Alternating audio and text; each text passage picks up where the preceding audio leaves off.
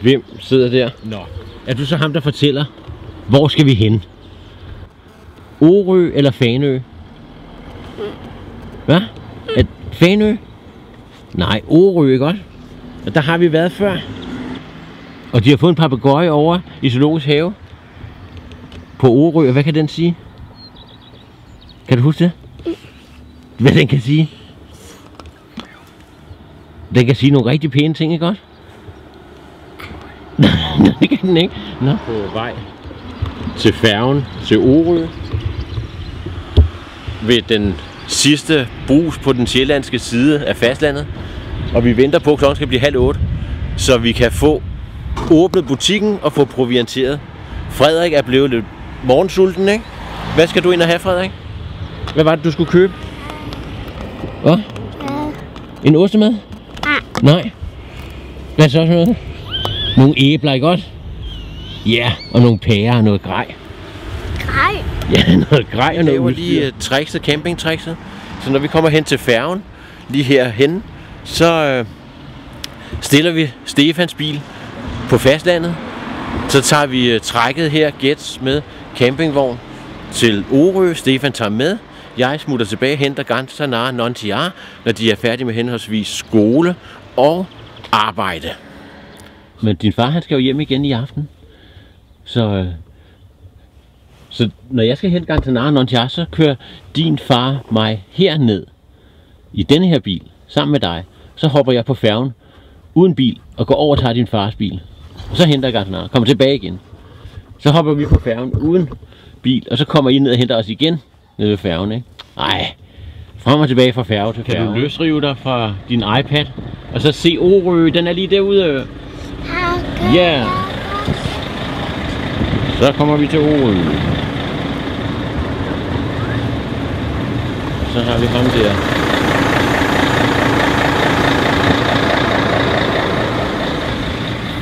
Skal du få den til at stå der? En kildevand.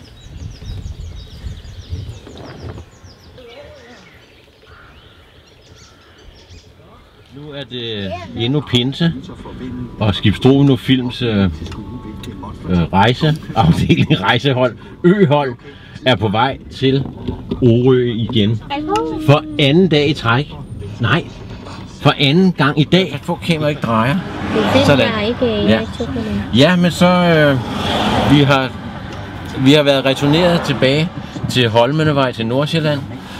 Stefan, han fik lidt ondt i mausen. Det var altså meningen, at han skulle blive over på Orø sammen med Freddy, mens jeg kørte hjem og hentede Ganti og Nonti, ikke? Ja, men så blev det ikke. Freddy! Og der er utrolig mange trafik der foran vej. Ja, pinsetrafikken har meldt sig. Bare de ikke alle sammen skal til Orø. Det håber jeg ikke. Jeg tror ikke, der er nogle krabber her. Jeg kan ikke se nogen i vandet. Prøv at hoppe ned og kigge. Kom, skynd dig. I vandet? Inden de gemmer sig. Kom. Skal jeg prøve at hoppe ned på stenene med tæer? Ja, gør bare det. Du har jo nogle gode, stærke tæer, ikke? Du kan se dine tæer. Ja, de er fine dem, ikke? Ja. Du prøver at gå ned her. Nej, ikke der. Her. Hvor? Der. Farfar. Nogle små sten. Ja, og små i vandet. Der er jo kun store sten her. Og små. Nå ja. Men hvad med krabberne?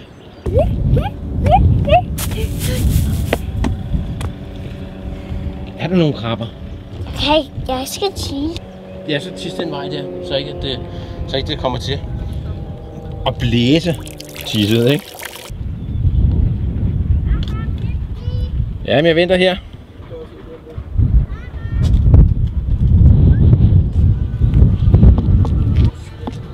Jeg kan helt komme hernede, så jeg kan se, hvor krabberne er. Ja, så er du ved at være tæt på. Men ved du hvad, vi skal over i bilen nu her, Frederik. Fordi den er hurtig inden færgen. Har du nogle kommentarer til Orø-turen? Du har været her før, ikke? Jeg er sulten. Okay. Du har ikke noget at spise? Hvordan er det med chilibeholdningen og nudler og sådan noget? Har du gjort det klar i campingvognen? Det er forfærdeligt at glemme det. Så må vi håbe, at de har lidt chili i Bobersusen, eller hvad det hedder, Dagligbrusen. Ja. Ikke? Jo, så skal vi hen. Ellers så kan han ikke sove i nat. Så må du have noget forloren skildpadde, hvis ikke.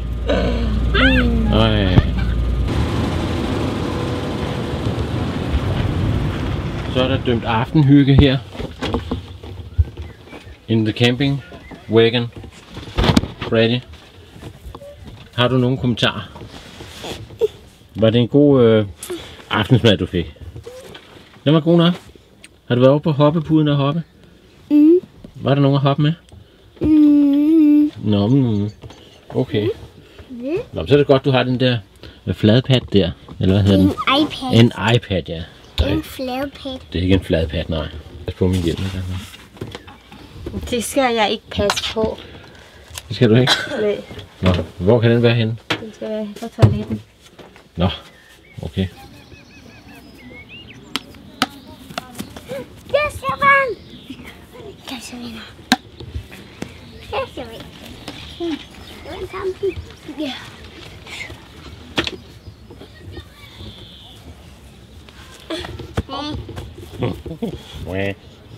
Det siger du, må jeg se en rigtig højder, men bare den ikke ryger op på taget. Ui, hold da op. Kan jeg godt hente den? Ja, det kan du vel. Kan du skyde den væk, kan man også hente den, ikke? Hold da op. Her må jeg ikke gå. Nej, der skal du gå forsigtigt, ikke? Forsigtigt. Her er bolden. Læg. Ja. Big. Ui. Igen. En til blodsten.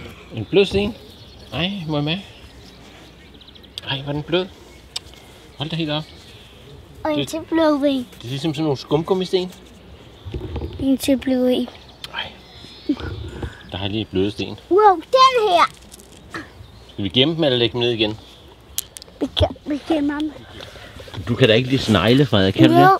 Også med chokoladeglasur. Ej, det var herligt.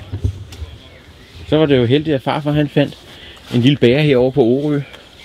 Ej, hvordan ved du, at jeg godt kan lide den der? Det ved jeg, at du bare elsker sådan nogle viner. Den kukken. Nej, den hedder vinerpekan. Her hedder den en vinerchoko. Kan far få ekstra æg, ikke, Frederik? Nej. Ej, der var ikke noget æg, jo. Hold op. Det har jeg prøvet før. Hvad er det for noget at give mig sådan nogle æggeskaller, hvor der ikke er noget i? Se, det var lækkert. Hvad var det, Frederik? Snyder du, farfar? Det gør du. Ej, Så farfar får gamle æg. ja. Så var det ikke andet skaller. Æggeskaller. Ej, altså. Det er sidste gang, jeg hopper på den. Det hopper jeg altså ikke på mere. Det tror du? Ja, det er slut med det. Frederik. Ikke slut endnu. Det er slut ikke endnu. Det er ikke slut endnu. Nej, det gør vi igen, ikke? Det er jo godt så. Er du så glad, Frederik? Skal vi så ind og se, om vi kan finde den der papegøje? Hvad var det, den kunne sige? De har en fræk papegøje. Vi skal ind og tape næbet på den, ikke? Ja, men over and out for the morn and act. Ikke? Jo, den is, du har. Hvis er den is her så? Ja. Nej. Så er det jo min, den der du har. Nå, så tager jeg den her. Gerne. Den er jo meget større. Kan du ikke spise mere? Yummy. Nej, du tager hele min op. Du må holde den for dig selv.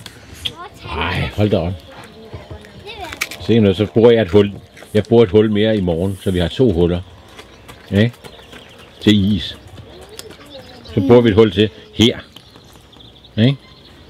Så skal jeg have 2 is og sætte et der. Nå, så bruger jeg et der. Så skal jeg 3, så sætter jeg et der. Nej, du kan ikke spise 3 is. Det hører. Nej. Jo, Det kan til du. morgen, til i morgen og til fredag og til lørdag. Ja, det er selvfølgelig rigtigt, men tror du så ikke, de er smeltet? Det tror jeg ikke. Og jeg lægger dem bare i fryseren. Okay. Ja, selvfølgelig. Nej. Kan man se noget, hvis man filmer ned gennem hullet på bordet?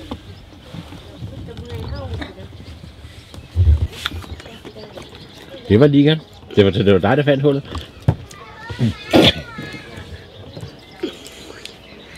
Haha. Jeg spiser her af. Så, nu giver din gas. Okay. Åh, nej. Du så det. Nej, altså. Ja. Frederik, du skal jo ikke spise en vaffelis bagfra. Men det har du gjort. Så har du simpelthen suget alt energien ud af den. Smagte den godt? Når jeg hun kører den ned sådan traditionelt, ja. Frederik har valgt at vende bunden i vejret på den og suge det ud bagfra, og det der var tårt, har han puttet ned i en kop. Ellers er alt vel her på Orø. Skal vi snart over?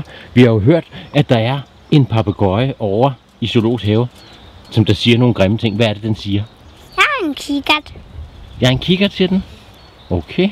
Nej, jeg har en kikkert. Når du har en kikkert, hvad er det, papegøjen siger over i dyreparken? Den skal vi lige over have styr på, ikke? For nogen siger, at den siger nogle grimme ting, ikke? Papegøjen. Men det kan jo være, at der er nogen, der har været efter den. Den siger møgunger. Siger den møgunger? Så skal vi komme efter den. Ikke? Og nu er vi på vej over til Orø Zoo. Der har de en papegøje. Den prutter. Nej, sikkert noget. Hvad er det papegøjen gør, Frederik, over i Zoologisk Have? Hvad er det, den gør? Den siger møgunger. Nu må vi over og se, om det er rigtigt, ikke? Nu må vi over have opklaret mysteriet med papegøjen, der siger møgung, ikke også? Nu går vi. Vi skal stå meget tæt. Vi skal stå meget tæt på papegøjen, ikke? Så vi kan skræmme den. Ja. Hvordan kalder man en strus hen? Hvordan skal man sige? Strus, strus, strus, strus, strus, strus.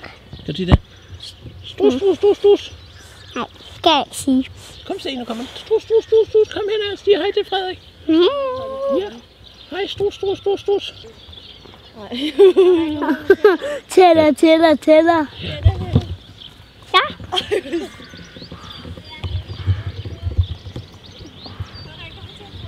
Det er en ordentlig strus, hva'? Lige halløj. Ja.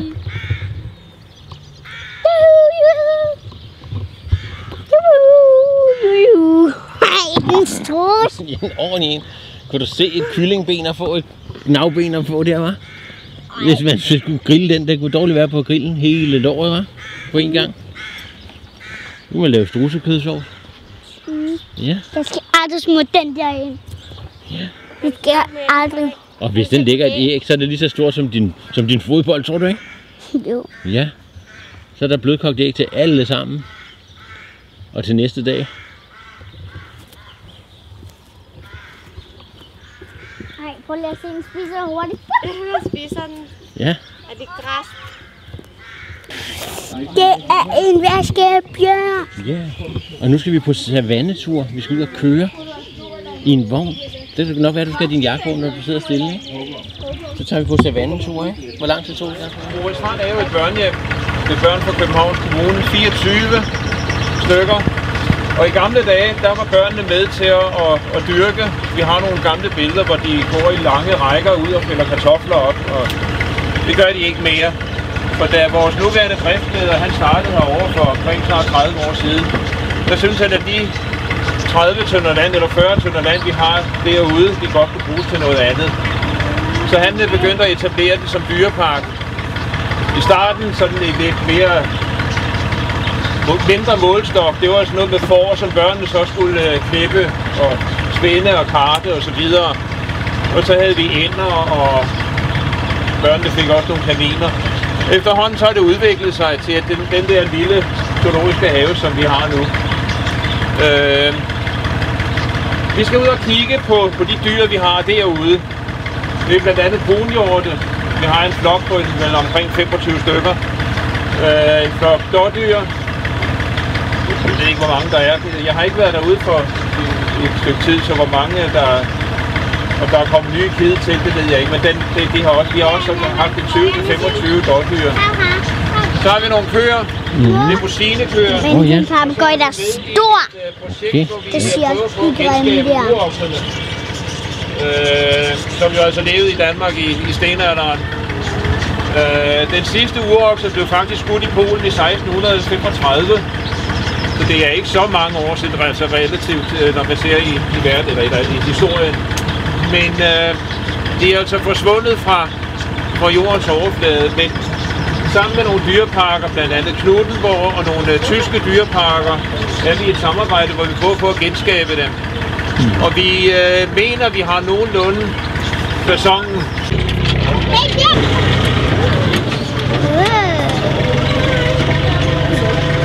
Så kører den derudad, ikke?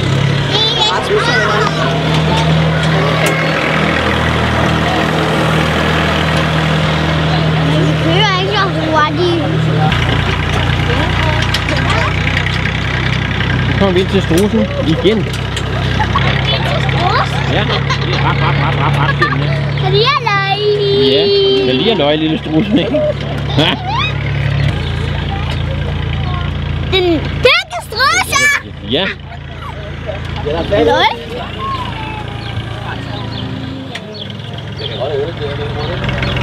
Hende her, hun er faktisk... Ja, hendes far, det er vores biolog. Fordi han har faktisk udruet hende. Han tog et par strudseæg med hjem og udruede det på badeværelsesgulvet, hvor der var gulvvarme. Ja. Så hun er jo meget, meget tam. Og man har en utrolig god træfsikkerhed, så øreringe, hun kan faktisk pille ørestikker ud af ørerne. Jo, hvis strudsene er aggressive. Det er sjældent, at hunderne er, men hannerne kan godt være. Så skal man passe på med at nærme sig dem forfra, fordi de springer op med poterne eller med benene. Sådan. Farmbier! Det er farmbier, farfar! Er det det? Ja, det er der også. Ja. Det er cool. Nu kommer han rigtig galopperende, ham der, hva'?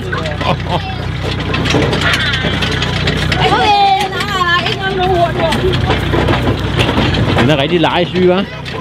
Kunne du tænke dig at ride på den? Nej. Så kom der en lille hest. Den bliver skræmt! En ko! Den anden side af vognen uoksetyre. Gør det slet ikke noget? Han er mere legesyg, men hans måde at lege på, den er lidt for voldsom til mig. For sidste år... Hvad lugter der af? Og han fik også hurtigt benene på nakken. Ja, det er rigtig fint. Men sådan en tyr på klodshold, så det er godt, vi har hegnet imellem, ikke? Ja. Så ikke den... Kommer så tæt på. Ja, driver frakken af os. Jeg vil først ikke have frakken. Ja, han trækker sig lige lidt.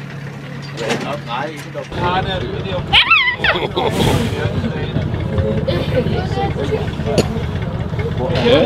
En ordentlig komul, den var. Ja, den er meget sød, ikke? Men der lugter grimt. Ja, den har ikke børstet tænder, vel, her til morgen. Uha. Der er også fluer på den. Ja. Til gengæld så blander vi os ikke i kørende sexliv, så limousinerne de bliver mere og mere til urokser.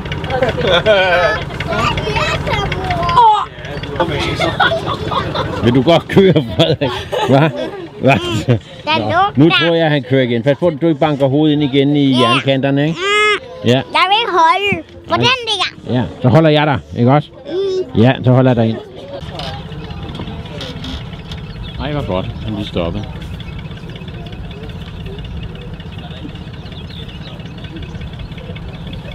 Kan du se hjorten der? Se, han jagter lidt dårdyrene. Kronhjorten. Man kan bedst se det for de brune, ikke? Jo.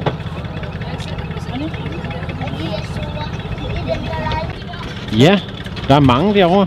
Men det er krondyr, dem der, ikke? Ja, men den er lille en Bambi. De der to er Bambier. Okay. Det vil så tiden vise. Men det har ikke opsats nu. Den er begyndt at få lidt opsats. Ham der er tilbage derude.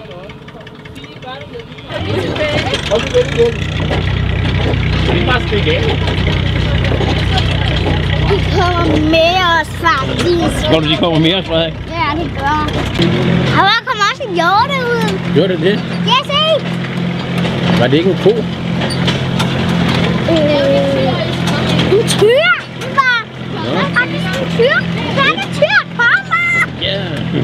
kommer den også. Galopperer. Jeg forsøgte at puste dem ud med trykluft. Det skal man ikke gøre, når det er røget. Han måtte smide tøjet, inden han kom ind på ekspeditionen. Men ellers så, man kan jo købe udsigt op i Er der ikke slanger og krokodiller herinde? Større låses kl. 1600. Nej, der må vi altså.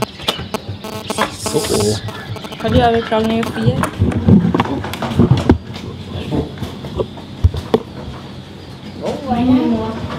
Så der ligger en slange lige der. Der. Se der. Der ligger en slange. Ja. En giftig slange. Ej, det er nok bare en lille hyggeslange, ikke? En lille kvæler. Skægt der, Grantala. Der er en guldfasan, der er blevet angrebet af en undulat. Se, nu får det skæld ud. Den har sat sig på ryggen af guldfasanen. Hvad sker der for den der undulat, Frederik? Den får skæld ud nu. Og den anden skælder fasanen ud. Den sidder deroppe på. Det er da sjovt. Wow! Wow! Ja, wow! Wow! Så? Hvorfor puster den sig op? Jeg kan bare få slatten. Ej, hvordan kan den puste sig op? Det er fordi den bliver sur, så puster den sig op. Nu får den tur sådan der. Det er fordi den er sur. Så sagde det Ja. nej, den ser blur. Ja. Ordentlig hængebusvin, hva'? Bare har haft hjemme i haven. Er det måske den der kan sige møg over? Og det ser goddag til den fejder ikke. Kan I lige have løg? Kan I lige have løg med den tøj? Tror du, det er den? Kan du sige møg over? Ej, det skal du ikke lade. Jeg har godt nok små øjne. Han har godt nok små øjne, hva'? Ja.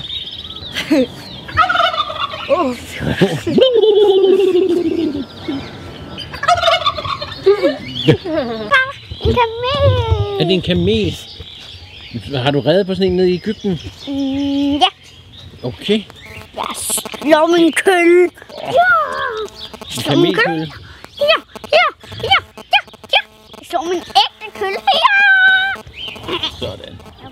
Det er jo rart at se, at Frederik han spiser andet end kager og is og chips. Nu er han gået ombord i agurken med sin leverpostejsmad. Smager den godt, Frederik? Pas på, at du ikke bliver kløj i den. Kom, spise. Åh, det var godt.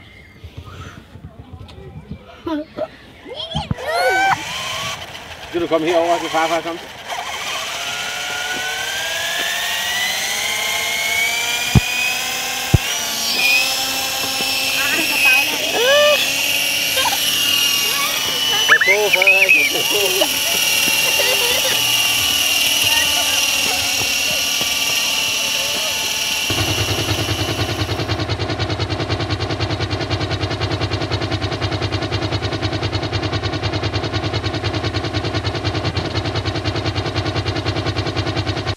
Frederik, Din tøj er... har du en kommentar?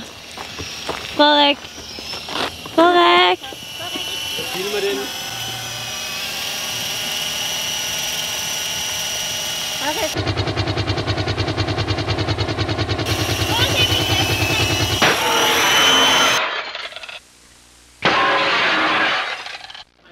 Kan du snakke? Nu har jeg film. Laver du mad i dag? Frederik? Frederik laver mad hver dag. Hvad laver I dag? Frederik? Vi laver det. Vi laver spaghetti med kødsovs. Spaghetti med kødsovs. Ej. Ja, med tomatsovs her i. Laver vi lige tomater ned i. Der må jeg næsten pille det af. Ja, Frederik han skræller. Hjælper du farfar med? Farfar han skræller tomaterne, ikke? Er du meget koncentreret? Frederik er meget koncentreret. Ja, det er det hudløg. Nå. Det er kødsovs. Det er rigtig kødsovs. Spaghetti bolognese fra Italien. Ikke? Bambino, bambino. Og hvordan er det så, når man spiser italiensk, så snakker man italiensk, eller skal man snakke engelsk? Ja, men det er rigtigt. Så, Og i alle lande kan man tale engelsk. hvad synes Frederik om kødsovsen? Ingenting.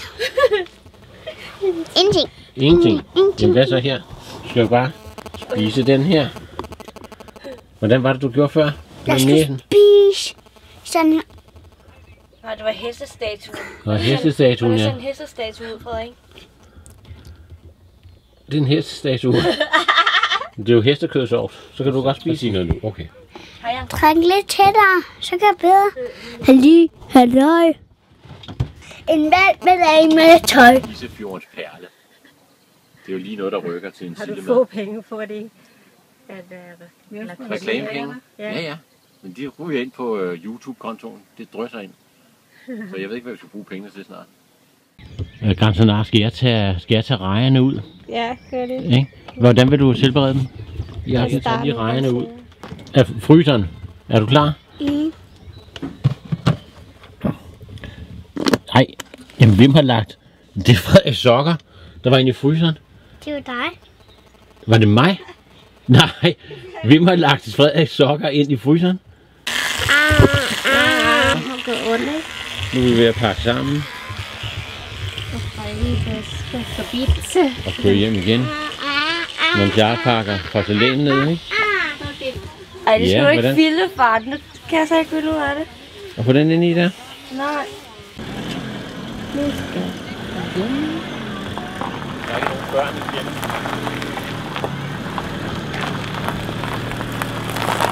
Ja. Hej Ove. Vi ses igen en anden gang. Hej hej. Hej. Ja. Og en iskiosk. Frederik. Den der cykel er vi nødt til at gå ud og flytte. Okay. Hvad var det? Ja.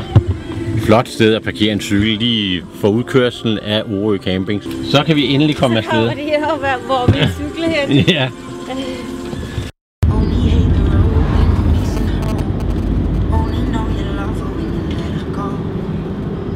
Du kan godt lide alléer, ikke altså? Ja. Meget. Hvad hedder denne her allé? Sværtom allé. Drej til højre på Købenvej. Derefter drej til venstre.